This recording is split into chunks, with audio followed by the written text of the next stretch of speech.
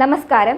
Tirurangadi today news അപ്ഡേറ്റ്സിലേക്ക് സ്വാഗതം. പതിറ്റാണ്ടുകളായി ചെമ്മാട് പട്ടണത്തിൽ സ്വർണ്ണ വ്യാപാര രംഗത്ത് വിശ്വാസം കാത്തുസൂക്ഷിച്ച് പുതിയ കാലത്തിന്റെ പരിഷ്കാര പ്രൗഢിയോടെ സ്വർണ്ണ തിളക്കത്തിൽ Aamiya Golden Diamonds, bypass road, Chemmad. കടലുണ്ടിപ്പുഴയിൽ മുങ്ങിമരിച്ച സഹോദരിമാർക്ക് കണ്ണീരിൽ കുതിർന്ന യാത്രാമൊഴി ചൊല്ലി നാട്. വെട്ടുതോട്, പടിക്കത്തൊടി അലവിയുടെ മക്കളായ ബുഷ്ര, അജ്മല തസ്നി എന്നിവരുടെ മയ്യത്ത് വൻ ജനാവലിയുടെ സാന്നിധ്യത്തിൽ SS റോഡ്, കാവുങ്ങൽപ്പള്ളി, വലിയോറ, ചിനക്കൽ ജുമാ മസ്ജിദ് ഖബർസ്ഥാനുകളിൽ വെള്ളിയാഴ്ച ഉച്ചയ്ക്ക് ശേഷം 3 മണിയോടെ ഖബറടക്കി. പോസ്റ്റ്മോർട്ടം നടപടികൾക്ക് ശേഷം വെള്ളിയാഴ്ച ഉച്ചയ്ക്ക് 2 മണിയോടെ വെട്ടുതോടുള്ള വീട്ടിലെത്തിച്ച് കാവുങ്ങൽപ്പള്ളിയിൽ നടന്ന മയ്യത്ത് നിസ്കാരത്തിന് ശേഷം അജ്മല തസ്നിയുടെ മൃതദേഹം കാവുങ്ങൽപ്പള്ളി ഖബർസ്ഥാനിലും സഹോദരി ബുഷ്രയുടെ മയ്യത്ത് ഭർത്താവ് എറിയാടൻ അമീറിൻ്റെ നാടായ വലിയോറ, ചിനക്കൽ ജുമാ മസ്ജിദിലുമാണ് നിസ്കാരത്തിന് ശേഷം 3 മണിയോടെ ഖബറടക്കിയത്. വിദേശത്തായിരുന്ന ബുഷ്രയുടെ ഭർത്താവ് അമീറും അജ്മല തസ്നിയുടെ ഭർത്താവ് കുഴിപ്പുറം തെക്കേതിൽ ഫായിസും വെള്ളിയാഴ്ച പുലർച്ചെയോടെ നാട്ടിലെത്തിയിരുന്നു. കാവുങ്ങൽപ്പള്ളിയിൽ നടന്ന മയ്യത്ത് നിസ്കാരത്തിന് പാണക്കാട് സെയ്ദ് റഷീദ് അലി തങ്ങൾ നേതൃത്വം നൽകി.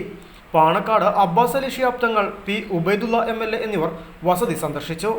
വൈകുന്നേരം 5:30 സമസ്ത പ്രസിഡന്റ് സയ്യിദ് ജിഫ്രി മുത്തുക്കോയ തങ്ങൾ വീട്ടിലെത്തി യുവതികളുടെ പിതാവ് അലവി, ബുഷ്രയുടെ മക്കളായ മുഹമ്മദ് നാഫി, റിസ മെഹറിൻ, ബുഷ്രയുടെ ഭർത്താവ് എറിയാടൻ അമീർ എന്നിവരെ ആശ്വസിപ്പിക്കുകയും പ്രത്യേക പ്രാർത്ഥന നടത്തുകയും ചെയ്തു.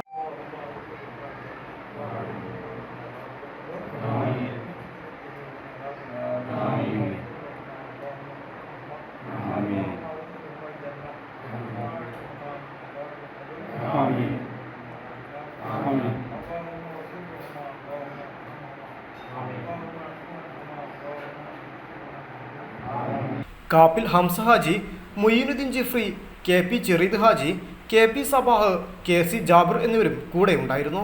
News bureau, Vengara.